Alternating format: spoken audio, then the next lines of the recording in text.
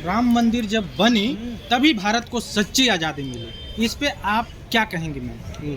देखिए, सबसे पहले तो मैं अपने सभी पत्रकार महोदय के और पत्रकार भाइयों के मैं धन्यवाद करना चाहती हूँ, और आपके चैनल के माध्यम से हमारे पूरे साथियों को मैं बहुत बहुत धन्यवाद और क्रांतिकारी जय भीम।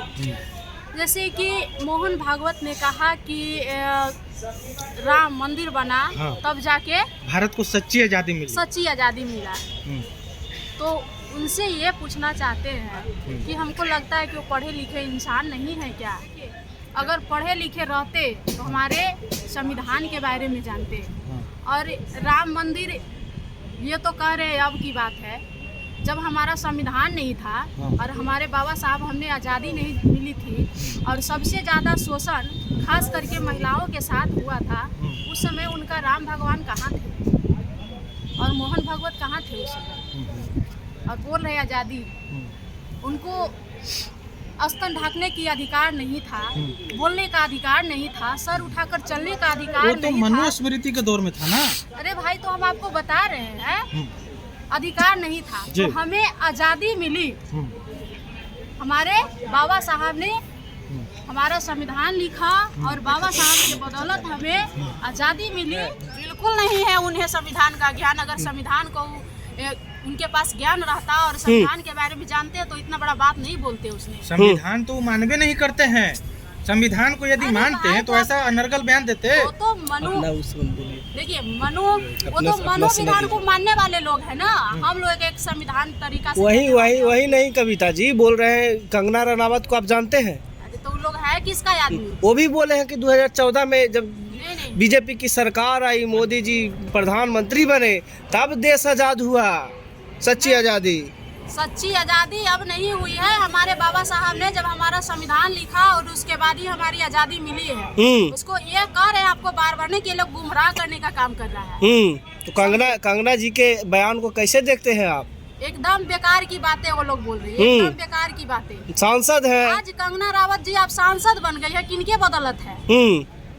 आज हमारे बाबा साहब का देन है, माता सावित्री बाई फुले का देन है। क्या महिलाओं को पढ़ने लिखने का अधिकार था क्या? तो उनका किसी भी जाति का लोग। कविता जी, उनका कहना है कि हमरा तो टिकट दिया बीजेपी, तो बीजेपी के कारण हम बने हैं सांसद।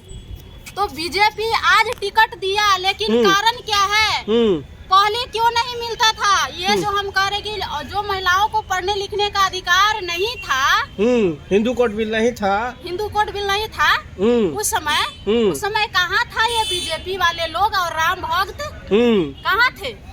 जब आज हमारे बाबा साहब ने पढ़ने लिखने का और बराबरी का अधिकार मिल गया है कंगना रावत जी को, तो आज वो बोल रहे हैं कि हमें आज़ादी मिली है राम मंदिर बनने के बाद और 2014 में मिली। बताइए, तो ये सब एकदम जाहिर गवार वाले बात बोलते हैं, मुझे अच्छा नहीं लगता और उनके मुंह से ये शोभा नहीं देता है। क्या कुंभ मेला जाइएगा? बिल्कुल नहीं। काहे ना जाइएगा? नहीं, हम लोग कुंभ मेला नहीं निहाते हैं भाई, हम जानते हैं। कुंभ मेला में एक बयान दिए चंद्रशेखर जी कुंभ मेला को लेकर कि चंद्रशेखर जी बोले हैं कुंभ मेला वही जाते हैं जो पाप करते हैं।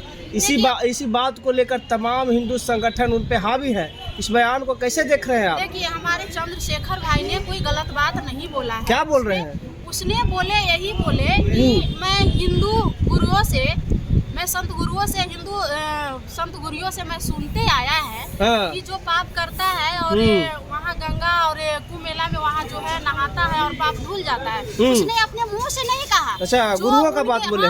हिंदू गुरु जो बोलते हैं, साधुओं के बात वो बात उसने बताया। अच्छा, इसमें गलती कहाँ उसने बोला?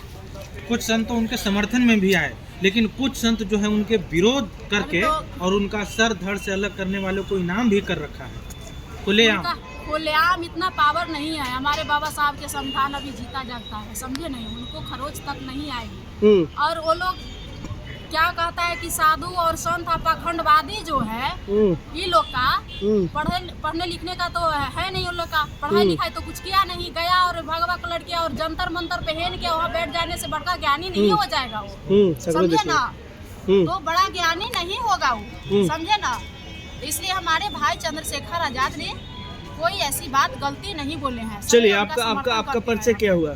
मेरा नाम कविता अम्बेडकर है। हाँ, मैं भीम आर्मी प्रदेश सचिव हूँ। चलिए।